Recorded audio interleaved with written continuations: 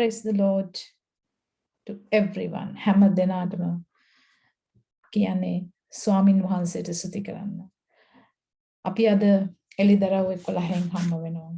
ඉතින් මං හිතනවා මේ වෙනකොට ඔයගොල්ලෝ අර පහුගිය chapters හොඳට study කරන්න ඇති, ආත්මයන් වහන්සේ උගන්වු ගන්නන්න ඇති කියලා. මොකද අපි දැන් යන්නේ විනිශ්චය ජේසු විනිශ්චය මේ පොළවට වගුරුවමින් යන කාලය ගැන කතා කරමින්. ඉතින් එතකොට අපිට chapter 1 එකේ ඉඳන් හොඳට දැනුමක් තියෙන්න ඕනේ. ඒතර විශේෂයෙන්ම 6 වෙනි පරිච්ඡේදයේ chapter 6 ඉඳන් අපි හොඳට දැනගෙන යන්න ඕනේ. උන්වහන්සේ මුද්‍රා 7 කැඩීම පටන් ගත්තා. මුද්‍රා 7ක් කැඩුවා. ඊට පස්සේ හොරණ 7 ගැන අපි කතා කරා. හොරණ 6ක් පිඹලා ඉවරයි. දැන් මේ ගැප් එකේ අපි යන්නේ. ඉතින් ඕවා ගැන මොකද උනේ කියලා දැන් පොළවට උන්වහන්සේගේ විනිශ්චය වගුරුවන්න පටන් ගත්තා. එළිදරව් 6 ඉඳන්. ඉතින් අපිට මොකද උනේ මේ පොළවට? හැබැයි ස්වභාව නැහැ. ඒ නිසා හැබැයි ස්වභාව ඔසවා ගැනීමේදී අත්හැරුණු කිතුණුවන් මේ පොළවේ ඉන්න පුළුවන්. හරි. එතකොට මේ මොන තරම් විනිශ්චයන්ද එන්නේ කියන එක අපිට පැහැදිලි. ඒක පැහැදිලි කරගෙන යනකොට තමයි අපිට ඔන්න එළිදරව් 11ට එනකොට මතක් වෙන්නේ මොනවද කොතනද අපි ඉන්නේ කියලා. දැන් අපි එළිදරව් 10 ඉවර කරා. දැන් යන්නේ 11ට. ඉතින් 11 ඔයගොල්ලන්ට පේනවා මම අද බෝඩ් එක ලෑස්ති කරලා තියෙනවා. මොකද 11 12 ඒවා කතා කරනකොට පැහැදිලි කිරීමකදී සමහර වෙලාවට අවශ්‍ය වෙනවා සරල පැහැදිලි කිරීමේදී ඔයගලන්ට තේරෙන විදියට තේරුම් ගන්න පහසු විදියට සහ මතක තියාගැනීමේ පහසු විදියට පොඩි නෝට් එකක් දුන්නාම ඔයගොල්ලන්ට හිතේ ඒක ධාරණය කරගන්න ලේසි. ඒ නිසා අපි නැවත යාඥා කරලා පටන් ගමු. අපගේ ආදරණීය ජේසුනී ඔබ වහන්සේට බාර වෙනවා යටත් වෙනවා. මේ අපගේ ඉගැන්වීම නෙමෙයි, මේ ඔබ වහන්සේගේ එළිදරව්වයි. ස්වාමිනිය ඔබ වහන්සේ යොහන් මගින් අපිට දැන්නු මේ වචනය අපි දැන් ස්වාමිනී එකිනෙක කෙනා සමග බෙදා ගන්නවා. ඒ දැනගැන්මට ස්වාමිනී මේ පොළවට එන්න යනා වූ විනිශ්චයන් එවන් බේරෙන්නේ කොහොමද? ඒකයි ස්වාමිනී ආශිර්වාදය. ස්වාමිනී ඔබම කතා කරන්න, ඔබම උගන්වන්න, සුදාත්මනී මඟ පෙන්වන්න. Lord, I surrender to you. Lord, I thank you. We are sharing your word, your revelation. And Lord Yeshua, teach us. The Holy Spirit come upon us. Teach us in Lord Yeshua's name. Amen. එතකොට යන්න තියෙන්නේ 11ට. එළිදරව් 11. එළිදරව් 11 අපි මේ දැන් ඒ chapters වලට ඔයගොල්ලෝ නම් දාගෙන තියාගත්තා නම් හරි. 10 එනවා බලවත් දේවදූතෙක්. ඒ ජේසුස් වහන්සේ බලවත් දේවදූතේ mighty angel හැටියට ඇවිල්ලා පෙන්වනවා. 11 මොකද වෙන්නේ? අපි ආස කරන අහන්න ආස කරන බලවත් දෙදෙනෙක්ගේ පැමිණීම ගැන එළිදරව් 11 කතා කරනවා. 1:1. ඉතින් නිකන් හිතාගන්නකෝ මම ස්ටඩි කරන පැටර්න් එකට 11 දෙන්නෙක් ගැන. හරි. අපි බලමු chapter 11. I was given a measuring rod like a stick and told, get up and measure the temple of God and the altar and count not. Sorry. I was given a measuring rod like a stick and told, get up and measure the temple of God and the altar and count how many people are worshipping there. But the court outside the temple, leave that out. Don't measure it, because it has been given to the nations, and they will trample over the holy city for 42 months. 11 සාක්ෂිකාරයන් දෙදෙනා සරයටයක් වාගේ බටදණ්ඩක් මට දෙන ලද්දේය. එවිට කෙනෙක් මට කතා කරමින් නැගිට දෙවියන් වහන්සේගේ මාලිගාවද පූජාසනයද නමස්කාර කරන්නන්ද මැනපන්න. මාලිගාවෙන් පිටත තිබෙන මළුව අන්‍ය ජාතීන්ට දී තිබෙන බැවින් ඒක නොමැන අත්හැරපන්න. ඔහු ශුද්ධ වූ නුවර 42 මාසයක් පයින් පාගා දමන්න. දැන් මම මේ ඩයග්‍රෑම් එකේ මට පිටිපස්සේ ඔයගලට මේක මම හරියට එක්ස්ප්ලেইন කරනවා. දැන් මේ පළවෙනි දෙවෙනි පදවල කතා කරන්නේ යොහන්ට දෙනවා බටදණ්ඩක්. ඒ කියන්නේ මිම්මක් යම් කිසි දෙයක් මනින්න. හැබැයි ඔන්න මතක තියාගන්න එයාට මනින්න කියන්නේ මොනවද? දෙවියන් වහන්සේගේ මාලිගාව. දේව මාලිගාව මනින්න කියනවා. පූජාසනයද නමස්කාර කරන්න. එතන වර්ෂිප් කරන අය නමස්කාර කරන අය මනින්න කියනවා. ඒතර නමස්කාර කරන අය මනිනකොට අපි එතන ගණන් කිරීමක් වෙනවා. පිටත මළුව එළිය අවුට් කෝට් එක මනින්න එපා කියනවා. හරි? ඒක මනින්නේ දැන් අපි දැක්කා මෝසස්ගේ කූඩාරම ගැන මම ගන්නලා තියෙනවා. ඒතර අවුට් කෝට් එකක් තියෙනවා. ඊට පස්සේ holy place, holy of holies.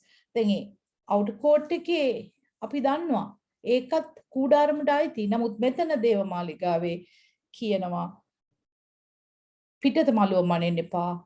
ඒක අන්‍ය ජාතීන්ට දීලා තියෙනවා. සුද්ධ නුවර දීලා තියෙනවා. ඒක තමයි කියන්නේ. පිටත මළුව අන්‍ය ජාතීන්ට දී තිබෙන බැවින් ඒක නොමැන අත්හැරපන්න. ඔහු සුද්ධ නුවර 42 මාසයක් පයින් පාගා දමන්නේ. එතකොට සුද්ධ නුවර කියලා කියන්නේ ජෙරුසලම්. දැන් මෙතන තේරුම් ගන්න ඕනේ මේ කතා කරන්නේ පීඩා කාලේ ඒ අවුරුදු 7 පළවෙනි 3මාරේ පළවෙනි අවුරුදු 3මාර තැන කොතනද? ජෙරුසලම. කාලය අපි කතා කරා පළවෙනි 3මාර කියලා. එතකොට මේ ජාතිය තුර ජෙරුසලම ඉන්නවා නම් මේ කතා කරන්නේ යුදෙව්වෝ ගැන. දේවමාලිගාවේ නමස්කාර කරන්නේ යුදෙව්වෝ. ඊට පස්සේ verse 3. Also I will give power to my two witnesses. දැන් මෙතන තමයි අර සාක්ෂිකාරයන් දෙදෙනා පැමිණෙන්නේ. Also I will give power to my two witnesses. They will prophesy for 1260 days, dressed in sackcloth. These are the two olive trees and the two menorahs standing before the Lord of the earth. දැන් මොකද වෙන්නේ? දැන් කතා කරනවා සාක්ෂිකාරයෝ දෙදෙනෙක් ගැන. තවද මාගේ සාක්ෂිකාරයන් දෙදෙනාට කියන්නේ ස්වාමින් වහන්සේගේ සාක්ෂිකාරයෝ දෙදෙනාට බලය දෙන්න. ආර්ති විශාල බලයක් දෙන්න. ඕ 1260 දවසක් ගෝනිරෙදි ඇඳ අනාගත වාක්‍ය කියන්නෝයයි කිව්වේ. ඒගොල්ලෝ අනාගත වාක්‍ය කියන මොනවද ඒගොල්ලෝ කියන්නේ? අනාගත වාක්‍ය කියනවා කියන්නේ ඒගොල්ලෝ බයිබලයේ දේශනා කරනවා. ඒකයි අනාගත වාක්‍ය. ප්‍රොෆෙසි කියලා කියන්නේ බයිබලයට. මුළු බයිබලයට. එතකොට දැන් පරණ ගිවිසුමට අලුත් ගිවිසුම කිව්වා ප්‍රොෆෙසි කියලා. උපත් සිට මලාකි දක්වා. ඒ නිසා ඒගොල්ලෝ අනාගත වාක්‍ය කියනවා කියන්නේ මේ ඉස්සරහට වෙන දේවල් නෙමෙයි ඒගොල්ලෝ මේ බයිබලයේ දේශනා කරනවා. යුදෙව්වන්ට ඒන සාක්ෂිකාරයෝ දෙන්න මේ පොත දේශනා කරනවා. එතකොට ඒගොල්ලෝ කොච්චර කාලයක් අනාගත වාක්‍ය ඒගොල්ලෝ ගෝනි රෙදි ඇඳ අනාගත වාක්‍ය. ඒගොල්ලෝ ගෝනි රෙදි ඇඳ මොනවද මේ ගෝනි රෙදි කියන්නේ? ඒගොල්ලෝ බොහොම පසුතැවිල්ලට ගේනවා ගෝනි රෙදි ඇඳ. ඒ දවස්වල අපි දැක්කා ඒගොල්ලන්ට ප්‍රශ්නයක් ආවම ඒගොල්ලෝ අලු ගාගෙන ගෝනි රෙදි ඇඳගෙන මාංශී තෘෂ්ණාවල් නැතුව ලෝකේ දේවල් බලන්නේ නැතුව දෙවියන් වහන්සේ වෙතට කන්න ලව්වෙන් පසුතැවිල්ලෙන් ගිය හැටි. ඒතර ඒගොල්ලෝ පසුතැවිලි වෙලා මේ ඒ දේශනා කරනවා පසුතැවෙන්න කියලා මිනිස්සුන්ට. ගෝනි රෙදි ඇඳ තමයි මෝහෝ පොළොවේ ස්වාමින් වහන්සේ ඉදිරිපිට සිටින ඔලීව ගස් දෙකද පහන් රුක් දෙකද. ඒතර මේ දෙන්න ස්වාමින් වහන්සේ ඉස්සරහ බලවත් මනුෂ්‍ය දෙදෙනෙක්. මොකද උන්වහන්සේ එවන්නේ යම් කිසි කාර්යයකට. මේගොල්ලෝ ඔලිව් ගස් දෙකක් කියලා තියෙනවා. අපි දන්නවා ඔලිව් ගහක් කියන්නේ මරන්න පුළුවන් ගහක් නෙමෙයි.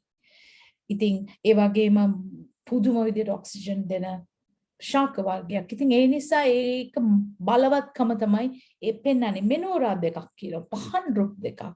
එළිය ගේන මේ පොළවට එළිය ස්වාමීන් වහන්සේගේ වචනේ ආලෝකයේ ගේන මිනිස්සු දෙදෙනෙක් තමයි මේ. එතකොට යමෙක් ඔවුන්ට අනතුරු කරන්න කැමති වේ නම් ඔවුන්ගේ කටින් ගිනි නික්ම ඔවුන්ගේ සතුරන් විනාශ කරයි. ඔහෝ යමෙක් ඔවුන්ට අනතුරු කරන්න කැමති වෙන්නේ නම් ඔහු මෙලෙස මරණු ලබන්නේ වුණාය. අහ බලන්න verse 5.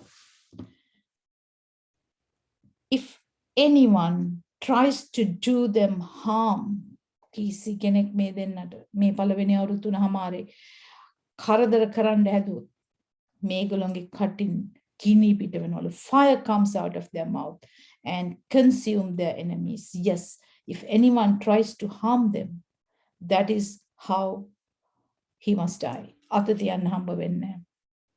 අද නිකන් හිතන්න ස්වාමින් වහන්සේගේ දේවදාසින් යම් කිසි කාර්යයකට තියලා තියෙනවා නම් උන්වහන්සේ ආරක්ෂාව සලසලා ඉවරයි. උන්වහන්සේගේ ඒ ආරක්ෂාව ඇතුළේ ඒ මිනිස්සයා කතා කරන්නේ ගින්දර වගේ ස්වාමීන් වහන්සේගේ වචනය හැරී නොවන වචනය. එතකොට මේගොල්ලන්ට හානි කරන්න කිසි කෙනෙකුට බෑ. එතකොට අද පොළවේ දෙවනසගේ වචනය දේශනා කරන අයට ඒ දේවදාසයින්ට ඒගොල්ලන්ට දීලා තියෙන මිෂන් එකක්. මෙන්න මේ කොටස ඔයගොල්ලෝ කරන්න ඕනේ. ඒ කරනකම් කිසි කෙනෙකුට අත තියන්න බෑ. දැන් මේ එන දෙන්නටත් සාක්ෂිකාරයෝ දෙන්නටත් ඒ වගේ බලයක් දීලා තියෙනවා. 6. They have the authority to shut up the sky. So that no rain falls during the period of their prophesying. Also, they have authority to turn the waters into blood and to strike the earth with every kind of plague as often as they want. මේ දෙන්න කවුද කියලා අපි තාම කතා කරේ නැහැනේ. මේ දෙන්නට පුදුම බලයක් තියෙනවා. මේ දෙන්නට ඕනනම් අහසේ වැස්ස නවත්තන්න පුළුවන්. මේගොල්ලන්ට ඕනනම් ගින්දර ගේන්න පුළුවන්.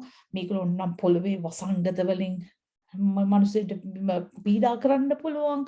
මේගොල්ලෝ ඒ කියන්නේ පීඩා කරන්න කියන්නේ මේගොල්ලෝ එන්නේ පීඩා කරන්න නෙමෙයි. මේගොල්ලන්ට අවස්ථාවට ඕනේ වුණොත් ඒගොල්ලෝ පාවිච්චි කරන්න ආධිපත්‍යය තියෙනවා, ඔතොරිටි එක තියෙනවා. අපි බලමු 6 ඉඳන්.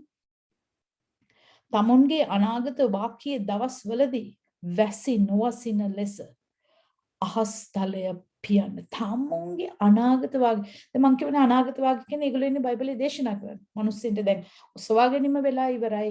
නමුත් යුදෙවෝ කොටසක් ඉන්නවා. අත්හැරුණු කිතුණුවෝ ඉන්නවා. නමුත් මේක වෙන්නේ ජෙරුසලමේදී. ඒතර මේ දෙන්න පුදුම බලයක්. මේ දෙන්න ඔලිව් ගස් දෙකක් වගේ කිව්වා. එතකොට මේ දෙන්න මේ උගන්නන කතා කරන කාලෙදී වැසි නොවසින ලෙස අහස්තලය පියන්ට මොන්ට බලය දෙව ඕනනම් වැස්ස නවත්තන්න මේ දෙන්නට බලය තියෙනවා. වතුර කෙරෙහි කැමති විටක වතුර ලේ කරන්නටත් සියලු පීඩාවලින් පොළොවට පහර දෙන්නත් ඕන බව තිබේ. ඒතර මේ දෙන්නට පුළුවන් මේ පොළොවට පහර දෙන්න වසංගත වලින් ඒ වගේම වතුර කෙරෙහි අධිපතිකම තියෙනවා. ලේ මොනවා කරන්නද වතුර කෙරෙහි? වතුර ලේ කරන්න. ඊට පස්සේ දැන් අපි බලමු මේ දෙන්න කවුද කියලා. මේ දෙන්න දැන් බයිබලයෙන්ම බලමු. බයිබලයේ කවුද වැස්ස නැවැත්තුවේ? බයිබලයේ කවුද ගින්දර ගෙනාවේ අහසෙන්? ඒ කරේ එක්කෙනයි ඒ එලයිජා. එතකොට වතුර ලේ කරේ පොළවට වසංගතලින් පහර දෙන්න පාවිච්චි කරේ කවුද දෙවනාසේ? මෝසෙස්. ඒතර මේ දෙන්න තමයි මේ දෙන්නගේ මිනිස්ට්‍රිය මේ දෙන්නගේ සේවාව ඉවර උනේ නැහැ. දැන් මෝසෙස් පොරොන්දු දේශයට යන්න උනේ නැහැ. මග වැවතුණා. ඒතර එලයිජා ඔසවා ගත්තා. එලයිජාගේ මිනිස්ට්‍රියත් unfinished. අවසාන උනේ නැහැ. දැන් එනවා ඒ දෙන්න ඉතුරු ටික කරන්න ඒ බලයම දෙවන් වහන්සේ දීලා පුදුම විදියට බලවත් කළා. ඒතර මේ එන සාක්ෂිකාරයන් දෙන්න මේ ඔලිව් ගස් දෙක මේ පහන් රුක් දෙක කවුරුත් නෙමෙයි එලයිජා සහ මෝසෙස් එලියා සහ මෝසෙස් එලයිජාට අපි සිංහලෙන් කියනවා එලියා කියලා.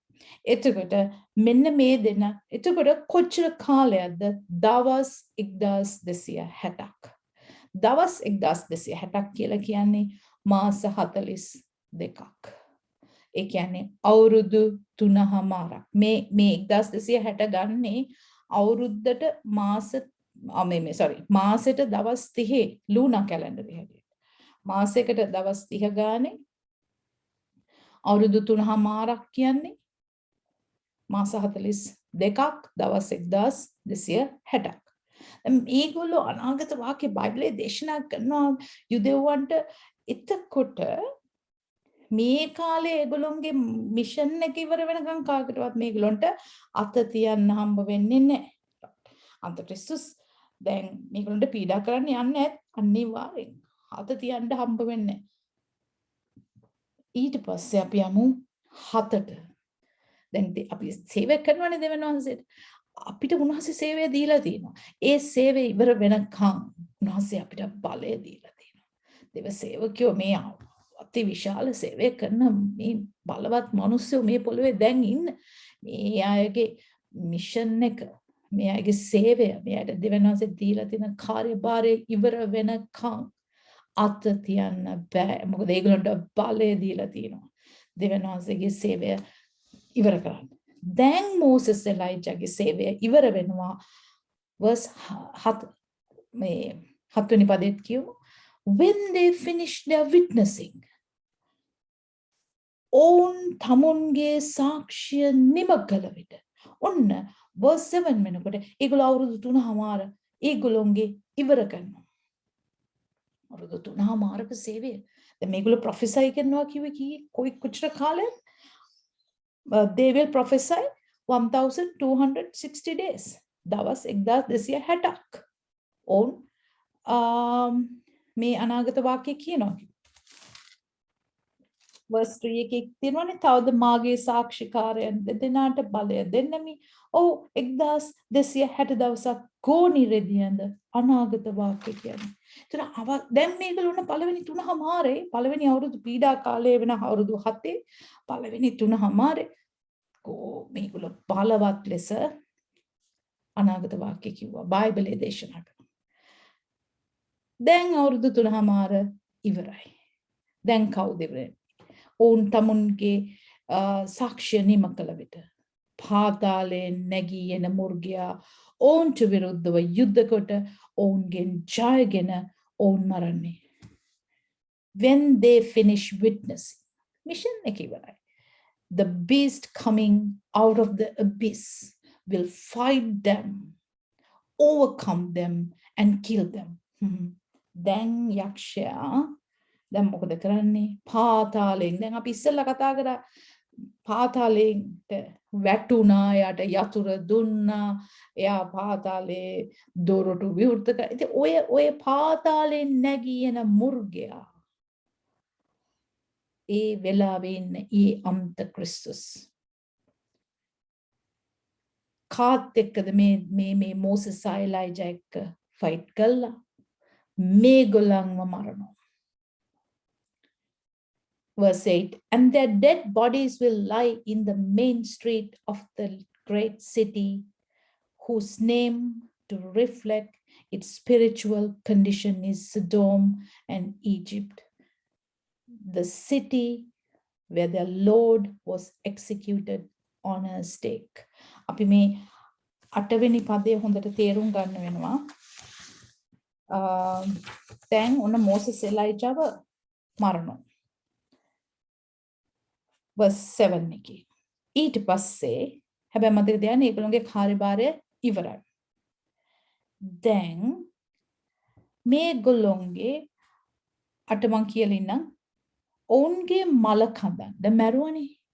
මල කඳන් වනාහි සොදොම සහ මිසර යත්තේ ආත්මික අර්ථයෙන් කියනු ලබන ඔවුන්ගේ ස්වාමින් වහන්සේ කුරුසේ ඇනගසන ලද මහත් නුවර වීදියේ තිබෙනවා ඇත. කොහෙද මේ දෙන්නගේ බොඩිස් තියෙන්නේ? යන්නේ ජෙරුසලමේ.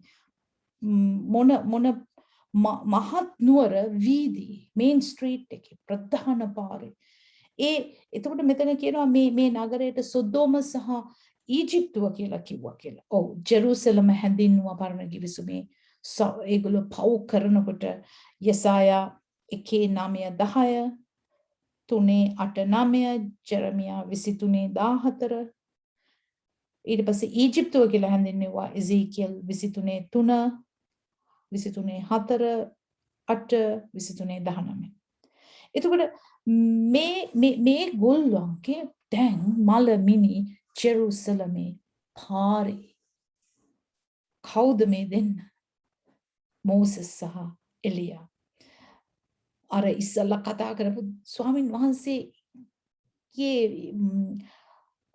වහන්සේ ඉදිරිපිට සිටින ඔලිව ගස් දෙකද පහන් රුක් දෙක ඔන්න බලන්න ආවේ ස්වාමින් වහන්සේගේ බලවත් සේවයට බලවත් වෙලාවේ කාත් එක්කද ෆයිට් කරන්න උනේ අන්තික්‍රිස්තුස් එක්ක.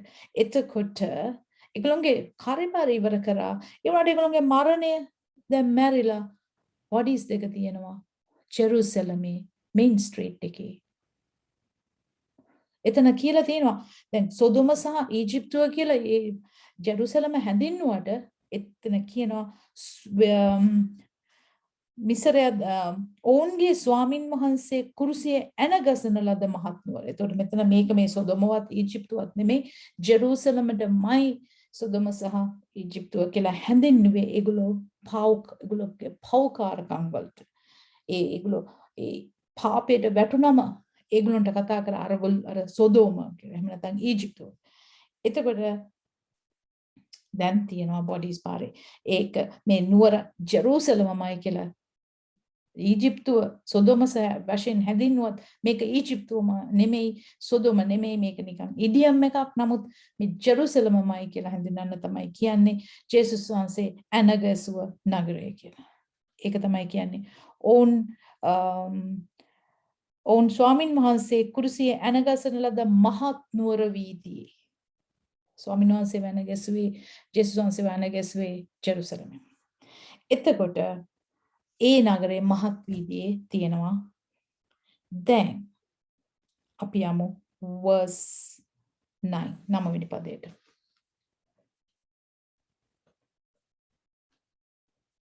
Some from the nations, tribes, languages, and people see their bodies for 3.5 days and do not permit the corpses to be placed in a tomb.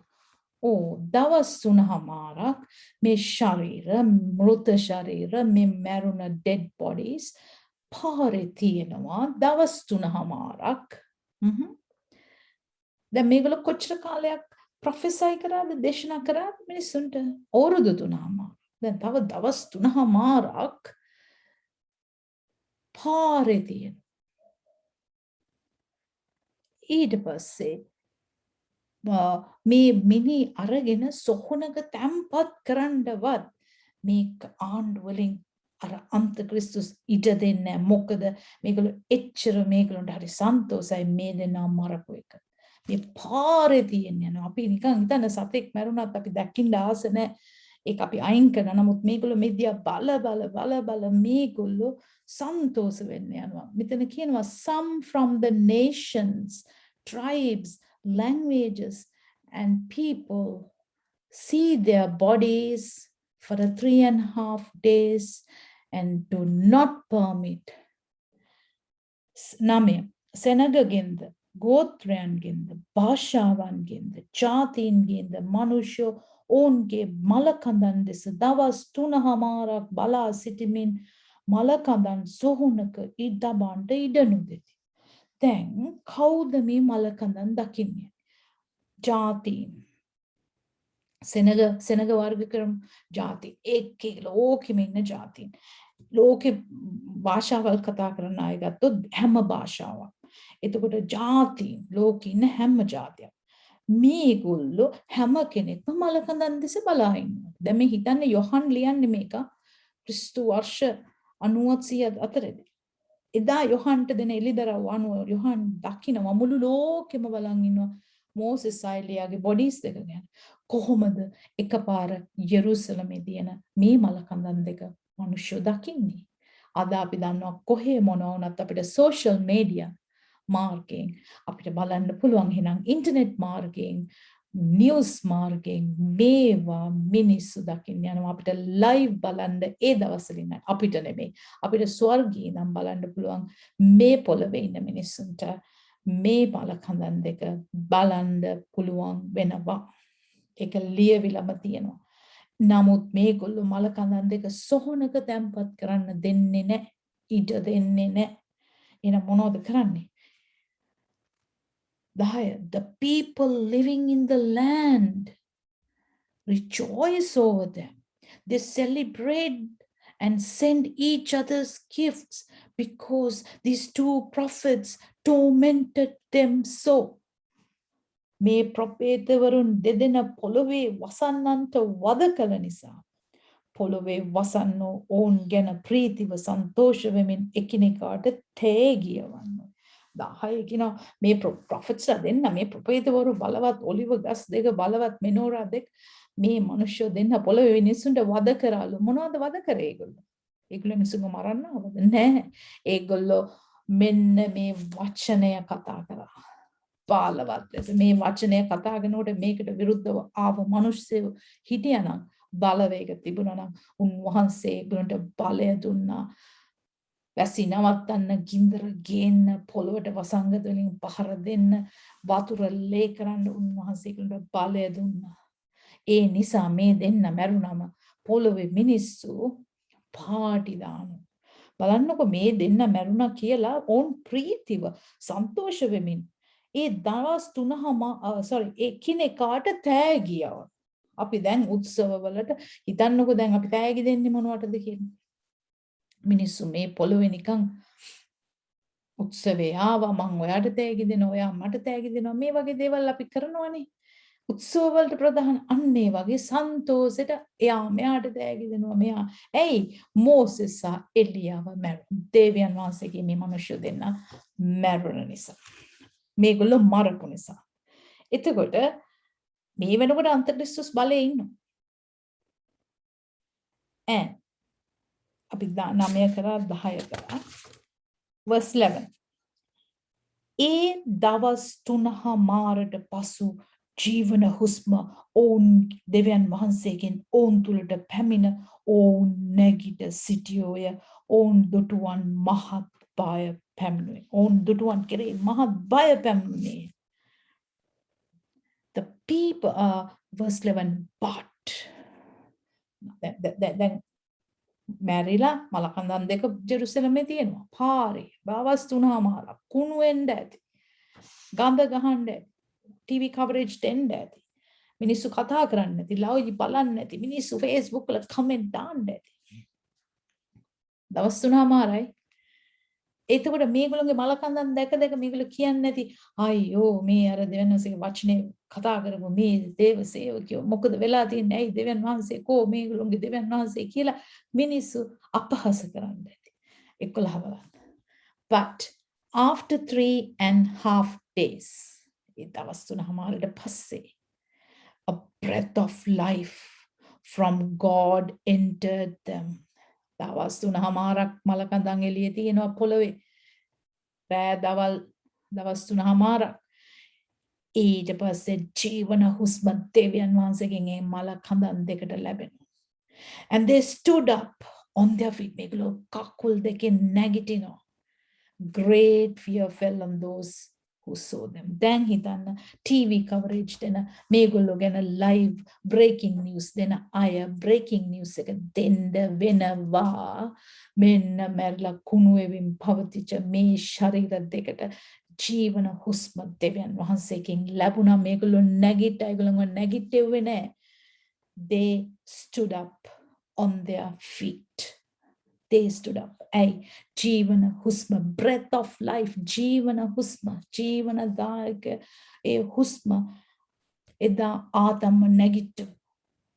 ඒ හුස්ම ජේසුස් වහන්සේව නැවත නැගිට්ට ඒ resurrection power මෙන්න මැරිලා හිටිය මේ දෙන්නම නැවත නැගිටිනවා. මේගොල්ලෝ නැවත නැගිටිනවා. මැරිලා මරලා දින ඔයගොල්ලෝ හිතන්නේ නිකන් අන්තක්‍රිස්තුස් කොහොම මෝසෙස් එලියා මරයිද කියලා. එක ෂොට් එකක් තියලා මරයිද, කපලා මරයිද, මේ මිනිස්සු වද දීලාන මැරිච්ච මෘත ශරීරයටත් කොහොම වද දෙයිද?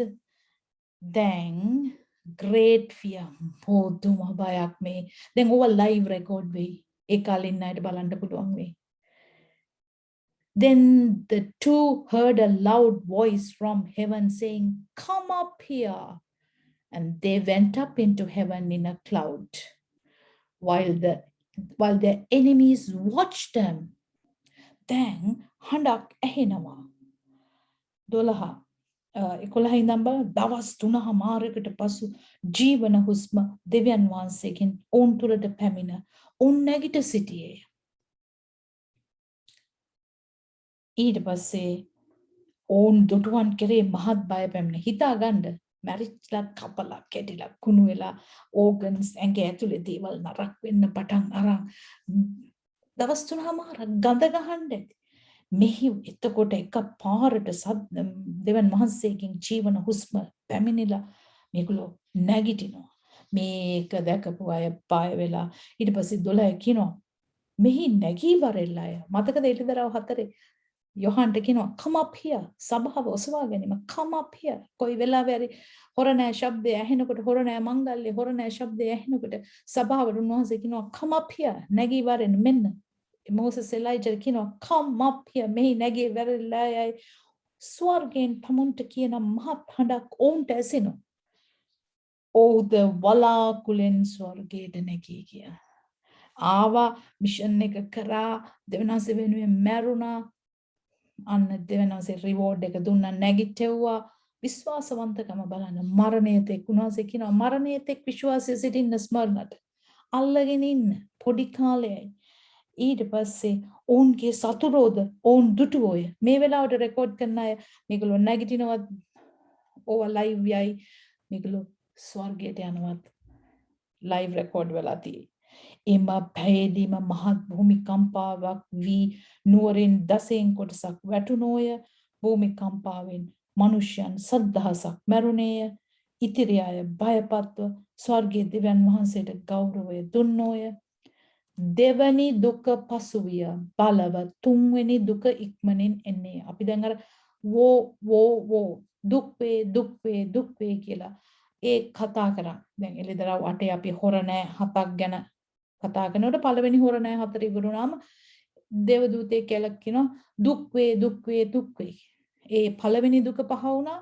දෙවෙනි දුක දැන් ඉවරයි. කියනවා තුන්වෙනි දුක එන්න යනවා. But after and they went up into heaven in cloud while their enemies watch. සතුරු බලන් ඉන්නකොට දෙවන් වහන්සේ මිනිස්සයා යනවා. In that hour there was a great මහා විශාල භූමිකම්පාවක් ඇවිල්ලා නුවරින් කොටසක් 10න් කොටසක් 10න් a tenth 10න් එකක් කියන්නේ කිසි කොටසක් ලොකු කොටසක් විනාශ වෙනවා. 7,000 people එකෙන් මැරෙනවා මිනිස්සු 7,000ක් ලියවිලා තියෙනවා. And the rest were awestruck and gave glory to God of heaven. මනුෂ්‍ය උන්වහන්සේට ගෞරව කරා. The second war has passed. See, the third war is coming quickly. Then අපි කතා කරා ඔන්න බල් එළිදරව් 11 මොකද්ද වෙන්නේ? දේවමාලිගාව මැන්නා පිටත මළුව මැන්නේ නෑ. මොකද ඒක අන්‍ය ජාතීන් ඒ කාලේ පාලනය කරනවා. ඊට පස්සේ මේ සාක්ෂිකාරයෝ දෙන්න කවුරුවත් නෙමෙයි මෝසෙස් එලියා ඇවිල්ලා අවුරුදු 3මාරක් පොදුම විදියට වචනේ උගන්වන එකට විරුද්ධ වෙන බාල අන්තක්‍රිස්තුස්ගේ ආණ්ඩු පාලනය කරන අය අන්තක්‍රිස්තුස් යටත් වෙලා එයාට විරුද්ධව කතා කරන අයව මරන්න එනකොට මේ මෝසෙස්ලට විරුද්ධව එනකොට ඒගොල්ලන්ට බලය තිබුණා. වතුර ලේ කළා ඇටැක් කරන්න වසංගත එවන්න ගිනි ගේන්න හසින් එමිදලා ඒගොල්ලන්ගේ වැඩේ ඉවරයි. ඒගොල්ලන්ව මැරුවා. දැන් දෙවියන් වහන්සේගේ රිවෝඩ් එක දවස් 3මාරයි නැති වෙන්න හිටියා. ඊට පස්සේ දැන් දවස් 3මාරක් කියනකොට යුදෙව් සංස්කෘතිය අනුව ඒගොල්ලෝ යුදෙව් වුණත් විශ්වාස කරනවා දවස් 3ක් ඇතුළත කෙනෙක් මරුණාම නැවත ඒ ආත්මය ඇවිල්ලා එයාට නැගිටින්න පුළුවන්. අපි දන්නවා ලාසරස් මරුණාම ජේසුස් වහන්සේ දවස් 4කට පස්සේ ආවා. ඒ වගේ මේගොල්ලෝ මැරිලා කුණු වෙන්න තත්ත්වයටපත් වුණාට පස්සේ බෑයි කියන තැනට ආවට පස්සේ ඔන්න උන්වහන්සේ එනවා. දවස් 3මාරකට පස්සේ ජීවන හුස්ම වෙලා නැගිටවලා ස්වර්ගෙට. එතකොට දෙවෙනි දුක පස් වුණා. දැන් තව එක දුකක් තියෙනවා. ඒ කියන්නේ 7 වෙනි හොරණය. ඒක ඉක්මනට එන්නේ කියලා තියෙනවා. දැන් verse 15 ඉඳන් 19 වෙනකම් 15 ඉඳන් 19 වෙනකම් ඒ කතා කරන්නේ 7 වෙනි හොරණයව ගන්න. දැන් අපි 8 9 කරා 9 අපි 5 වෙනි දේවදූතයා පිම්බා 6 වෙනි දේවදූතයා ඒතර 6 වෙනි දේවදූතයා පිම්බා ඒවා අපි ඉවර කරා. ඊට පස්සේ අපි 10 වෙනි chapter එකේ අර බලවත් දේවදූතයා ගැන කතා කරා ජේසුස් වහන්සේගේ appearance එක 11 මොසෙස් එලියා බලවත් සාක්ෂිකාරයෝ දෙන්න. දැන් අපි 15 බලමු. verse 15. The seventh angel sounded his shofar, and there were loud voices in heaven saying, "The kingdom of the world has become the kingdom of our Lord and his Messiah, and he will rule forever and ever." 15 සත්වනි දේවදූතයාද පිම්බය එවිට ලෝකේ අධිපතිකම අපගේ ස්වාමින් වහන්සේටද තමන් ක්‍රිස්තුස් වහන්සේටද වූයේය. උන්වහන්සේ සදාකාලෙටම රජකම් කරන සේකයි. මහත් ශබ්ද ස්වර්ගයේ විය. දැන් මෙතනදී 7 වෙනි හොරණය පිමිනකොට උන්වහන්සේ රජකම උන්වහන්සේගේ රජුන්ගේ රජ උන්වහන්සේට නැවත ගන්න රජකමක් නැහැ. නමුත් උන්වහන්සේ ආධිපතිකම ස්වාමීන් වහන්සේටද ක්‍රිස්තුස් වහන්සේට දුයි කියලා හේ ප්‍රශංසා නාදය ඒකට ඇහෙනවා. ඒ වර්ෂිප් එක ඇහෙනවා. ඒගොල්ලෝ කියන උන්වහන්සේ සදා කාලෙටම රජකම් කරන සේකේ මහත් ශබ්ද ස්වර්ගයේ. මේවා දකින්නකොට උන්වහන්සේට ප්‍රශංසාව ස්වර්ගයෙන් එනවා. දෙවියන් වහන්සේ ඉදිරිපිට තමුන්ගේ සිංහාසනවල වාඩිව ඉන්න වැඩිමහල්ලන් 24 දෙනා මුණින් වැටි අරස් දැක්ක 4 වෙනි chapter එකේ ඉඳන් වැඩිමහල්ලෝ 24 දෙනෙක් සිංහාසනවල ඉන්නවා. ඒගොල්ලෝ සැරේ වැඳ වැටෙනවා. ඒගොල්ලෝ නැවත වැඳ වැටි මොහුනින් වැටි දෙවියන් වහන්සේට নমස්කාර කොට සිටියාව සර්ව පරාක්‍රම දෙවි ස්වාමී වූ දෙවියන් වහන්සේ ඔබගේ මහත් බලය රැගෙන ඔබ රජකම් කළ බැවින් අපි ඔබට ස්තුති කරමු. ඒගොල්ලෝ කියනවා ස්වාමිනී වහන්සේට අපි নমස්කාර කරනවා. මොකද වහන්සේ ever powerful. වහන්සේ සර්ව බලධාරී. අපි කියවන්න තියෙන්නේ 15 verse 15. And the seventh angel sounded. There were great voices in heaven saying, "The kingdoms of this world are become a kingdom of our Lord and of his Christ, and he shall reign forever and ever." And the 24 elders which sat before God on their seats fell upon their faces and worshiped God. Then නිකන් හිතන්න හැම තිස්සෙම මේ වැඩි මහල්ලු සිංහාසනවල ඉන්නේ ස්වර්ගේ. ඒගොල්ලෝ කොහොමද හැම තිස්සෙම ඒගොල්ලෝ සිංහාසනවලින් බහලා මූණින් වැඳ වැටිලා උටුණු ගලවලා ස්වාමීන් වහන්සේට ප්‍රශංසා කරනවා. Saying, "We give thee thanks, O Lord God Almighty, which art," උන්වහන්සේ sitting now, not the feminine now, which art and was and art to come, because thou hast taken to thee the kingdom of power and hast reigned. 18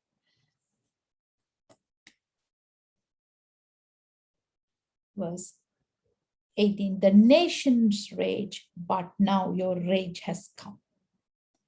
The time for the dead to be judged, the time for rewarding your servants, the prophets, and your holy people, those who stand in awe of your name, both small and great, it is also the time for destroying those who destroy the earth. ඒගොල්ලෝ කියනවා ස්වාමීන් වහන්සේ වෙලාව පැමිණිලා තියෙනවා. අපි ඒකත් කියවලා ඉමු 18 ජාතිහු දහසුය. ඔබගේ උදහසද මාළවුන්ගේ විනිශ්චය කරන කාලයද.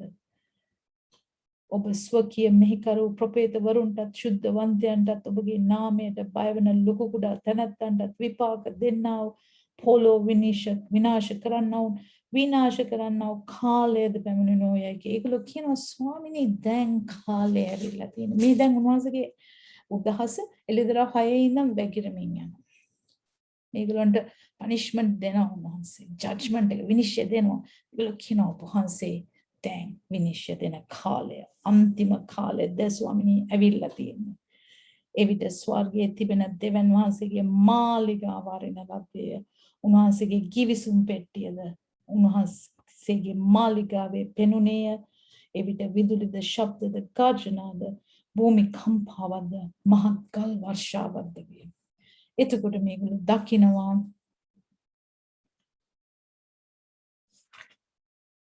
verse 19, then the temple of God in heaven was opened. උන්වහන්සේගේ දේව මාලිගාව ස්වර්ගයේ මාලිගාව අරන කවුරු ගියාමද? එලියා සහ මෝසස් ගියා. The ark of the covenant was seen in the temple, and there were flashes of lightning, voices, peals of thunder, earthquake, and voice, violent hail. මේ වගේ ස්වභාවයෙන් ඇතිවෙන දේවල්. උන්වහන්සේගේ දේව මාලිගාව ස්වර්ගයේ තියෙන දේව මාලිගාව අරිනවා. ඒ විට එතන තියෙනවා ආක් එක. ගිවිසුම් පෙට්ටිය. හරි. ගිවිසුම් පෙට්ටිය තියෙනවා. ඒක අරපුවාම මේ පොළවට මොනවද වෙන්නේ? විදුලි ශබ්දද ගර්ජන ගිරවෙලි භූමිකම්පා. දැන් භූමිකම්පාවල් කීයක් වුණාද?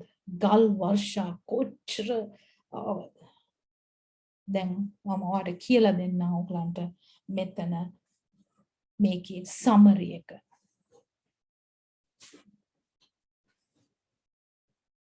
ඔයගොල්ලන්ට මේක පේනවා ඇති. දැන් අපි chapter 11 කතා කරා මනින්න කියලා. measure. මොනවද මනින්න කිව්වේ? දේව මාලිගාව, යුදෙව්වන් සහ පූජාසන. තැන කොහෙද? ජෙරුසලම්. කාලය පළවෙනි අවුරුදු 3මාර. අපි දන්නවා දානියෙල් කතා කරපු දානියෙල්ගේ 70th week එක ගැන අපි කතා කරන්නේ. දානියෙල්ගේ 70 වෙනි සතිය. ඒකේ අන්තිම week එක. ඒ week එකේ පළවෙනි කොටස. එතකොට අපි දන්නවා සතියක් කියලා කියන්නේ දවස් 7ක්. එහෙනම් දවස් 7 පළවෙනි 3මාර තමයි මේ වෙන්නේ. පළවෙනි අවුරුදු.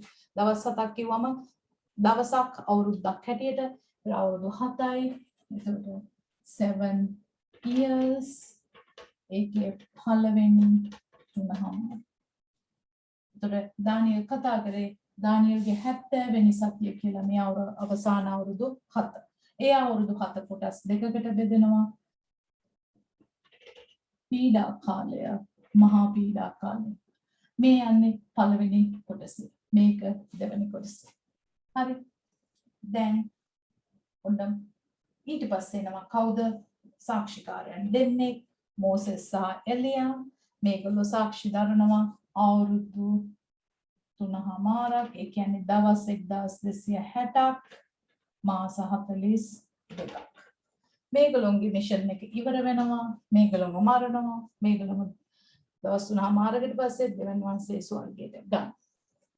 ඊට පස්සේ අවුරුදු 3මාර බයිබලයේ උගන්වනවා කාලවල්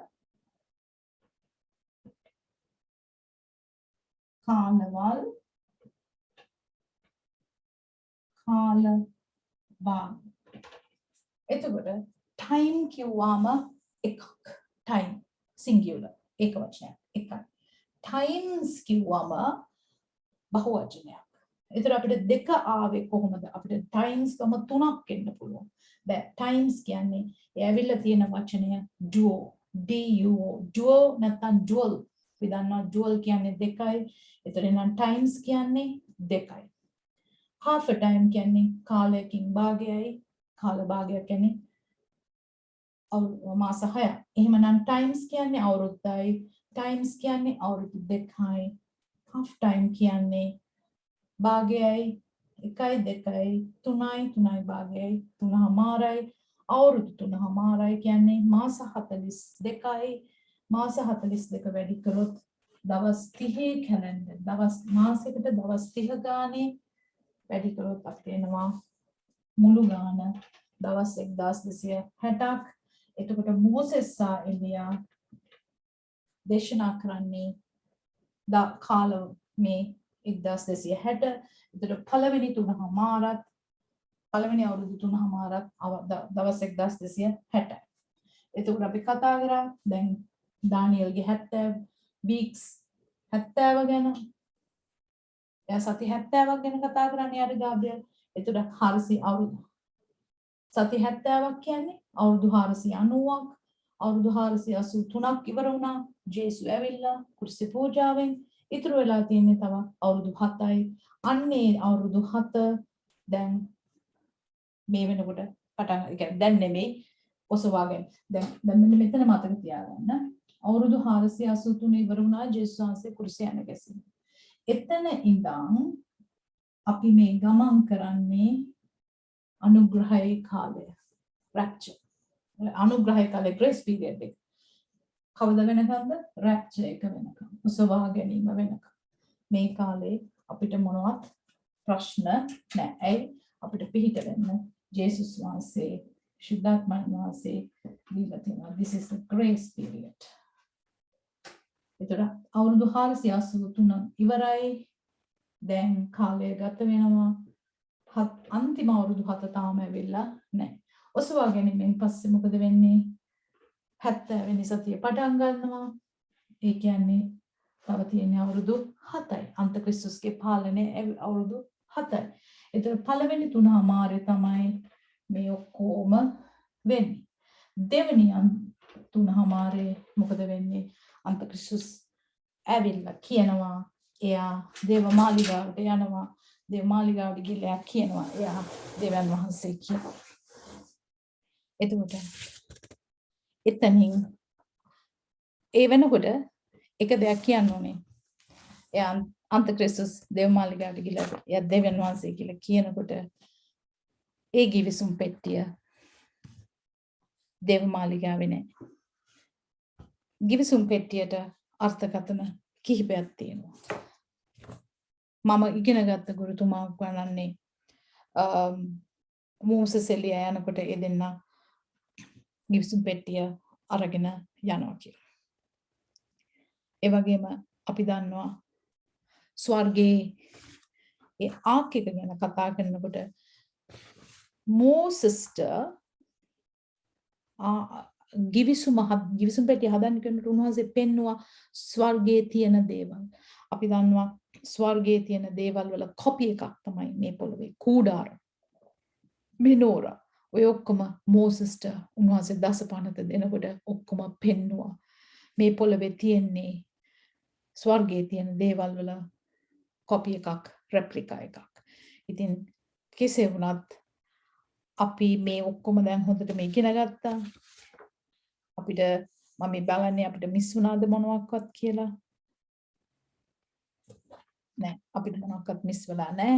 ඒකට දැන් ඔන්න 11 ඉවරයි. ඊට පස්සේ අපිට තියෙන්නේ 12. 12 කරනකොට ගොඩක් කතා කරනවා සංකීර්ණාත්මක කතා කරන දේවල් තියෙනවා. ඒත් 12ට හුඟක් වෙලාවට මට බෝඩ් වර්ක්ස් අවශ්‍ය වෙනවා. ඒ නිසා ඔයගොල්ලන් මේවා නැවත නැවත ස්ටඩි කරලා මතක් කරගන්න. එතකොට ඔයගොල්ලෝ දන්නවා කාලය එනකොට මොනවද වෙන්නේ කියලා. මේ වෙනකොට ඒ කාලය වෙනකොට ඉන්න හිතන්නවත් එපා. ඒ නිසා අපි ආඥා කරමු. දයාබර දෙවියන්න් වහන්සේගේ කරුණාවට ස්වාමීනි ඒ දානියෙල්ට කතා කරපු අවුරුදු 490න් අවුරුදු 483ක් ගත වෙලා ඔබ වහන්සේගේ කුරුස පූජාවත් එක්ක ඒ වෙලාව එතනින් නැවතුණා. දැන් අපි ඉන්නේ ඔබ වහන්සේගේ අනුග්‍රහය කාලයේ. සභාව ඔසවා ගැනීමත් එක්ක ඉතුරු අවුරුදු 7 ක්‍රියාත්මක වෙනවා. ස්වාමිනිය වහන්සේගේ පැමිණීමේදී ඒ මධ්‍ය අවකාශයට පැමිණ සභාව ඔසවා ගන්නකොට ස්වාමිනී අපිද මාද මේ අසන සියලු දෙනාද ස්වාමිනී ලෑස්ති කරන්න. මේ වචනය බලවත් ලෙස ඔවුන්ට කාවද්දන්න ස්වාමිනී ශුද්ධාත්මනී ඔවුන්ට උගන්වන්න වෙනස් කරන්න පසුතැවිල්ලට ගේන්න. මොකද මෝසෙස් එලියා යාඥා කළේ සහ ඉගැන්නුවේ ගෝනි රෙදි ඇඳගෙන පසුතැවිල්ලෙන්. ඒ නිසා මිනිස්යාව පසුතැවිල්ලට ගෙනල්ලා ස්වාමිනී ඒ එලිදරව් 11 මෝසෙස් එලියා ස්වර්ගයට යනකොට වහන්සේ ජීවන හුස්ම දීලා මිනිස්සු අපට ගෞරව දුන්නා කියනවා. අනේ ස්වාමිනී ඔබ වහන්සේ අපිව රැගෙන පාවිච්චි කරලා ඒ වචනය බලවත් වචනයක් මට එතන කියනවා 13 එම පැයේදීම මහත් භූමි කම්පාවක් වී නුවරින් දසයෙන් කොටසක් වැටුණෝය. භූමි කම්පාවෙන් මනුෂ්‍යයන් 7,000ක් මැරුණේය. ඉතිරි අය භයපත්ව ස්වර්ගයේ දෙවියන් වහන්සේට ගෞරව දුන්නේය. අනේ ස්වාමිනී මේ වචනය ඇසීමෙන් සියලු දෙනා ඔබට ගෞරව දීලා පසුතැවිලා වහන්සේගේ ඊමට ලෑස්ති වෙන්න. ඔබ වහන්සේ පිළියෙල කරන්න. ඔබ වහන්සේගේ කරුණාව දෙන්න ස්වාමිනී. සියලු දෙනා ඔබ වහන්සේගේ හස්තයට බාර වෙනවා. ශේසුනී ඔබ වහන්සේගේම නාමයෙන්. ආමෙන්. එහෙනම් දැන් ඔයගොල්ලෝ 12 ඔයගලන්ට පොඩ්ඩක් කියව ගන්න පුළුවන් නම් ලොකු හෙල්ප් එකක් වෙයි. කියවලා තියාගන්න. මොකද මේ ඒකත් මේ වගේම මීට වැඩිය ටිකක් complicated. හොඳයි. එහෙනම් අපි ඊළඟ සතියේ හමු වෙමු. Thank you very much. God bless.